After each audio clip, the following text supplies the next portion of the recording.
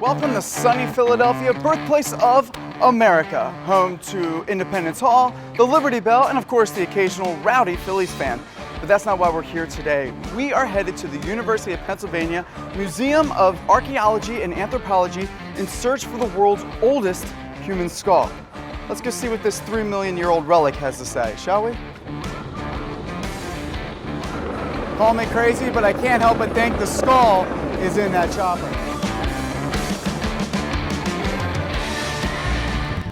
I gotta be honest with you, just being here makes me feel like I did something with my life. It looks like some kind of Masonic temple, like it's housing the Holy Grail. Although I guess you could say that this skull is the Holy Grail of human remains. Now I'm about ready to talk to Dr. Keith Mason, who's a curator here at the University of Penn, and hopefully he can shed some light on this mysterious skull, and if they actually have it, we can take a look at it. Now I probably can't go into this entrance because I only got 1,000 on my SATs, so I should probably cut through the back. I'll see you around the other side. Question for you. I heard rumor that you had an ancient skull here called the Table Mountain skull. Do you know anything about that? Not that, I'll tell you.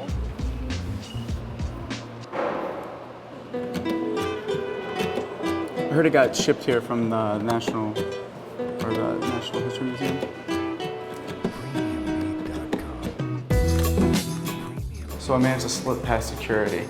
Well, our journey has brought us to Egypt because it appears that they cannot find Dr. Mason. I don't know what's harder to find, a 40-year-old curator or a 3 million year old skull. Maybe a singles bar? When we think of the origins of man, we think of Africa. No better place than Egypt, home of the pharaohs, the Sphinx, and the gods. It's hard to imagine that halfway across the world, a skull could totally change the way we see our history. So we're getting a little warmer. Besides the fact that there's no air conditioning here, we are in the North American exhibit. Now this is where the 3 million year old skull was found, in Table Mountain, California. And it turns out that a few coal miners were digging 2,000 feet below the ground when they found the skull. Famed geologist J.D. Whitney came across the skull in the 1860s and made it his life's work to prove the authenticity of the 3 million year old skull. And this trip took him to Harvard, to Chicago, and yes, even here in Philadelphia, where we believe the skull is housed today. So we looked through all the exhibits that we could find, and there was no sign of the skull. Now, we are in the wing of the museum archives. Hopefully we can get some more answers here. Nice to meet you. Dr. Keith Mason. Pleasure to meet you. Nice to meet you too, Mr. Nadu. All right, so we have been on a scavenger hunt of sorts, looking for the Table Mountain skull. Yes. What can you tell me about it? Oh, the Table Mountain skull actually was found by a Dr. J.D. Whitney in 1866. No relation to J.C. Whitney, Tiger? And he actually found this skull that he found it with a lot of petrified fossilized remains in a mine shaft in Table Mountain, California. What makes a skull so unique?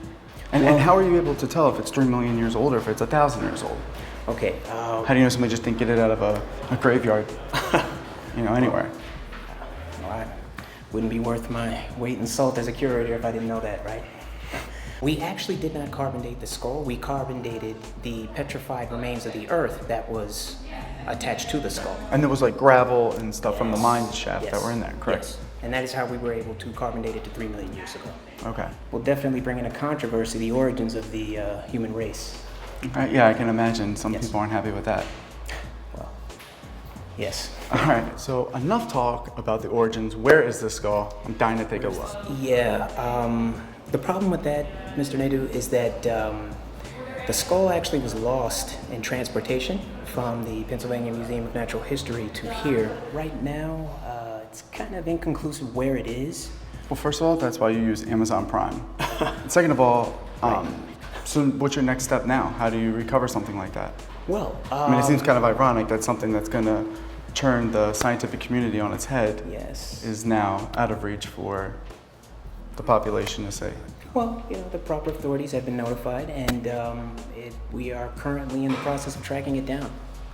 Okay, so where does that leave us? Do you have any of the tools or any of the petrified wood that was found in the vicinity of where the skull was? Actually, the rest of the fossilized remains of that actual site are still in California. We were just dealing with the transportation of the skull.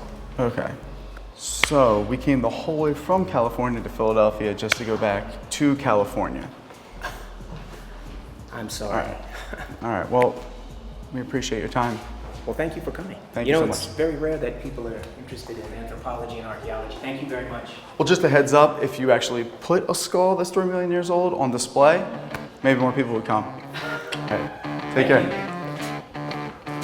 Vote here for your favorite museum object. Table Mountain skull, Table Mountain skull.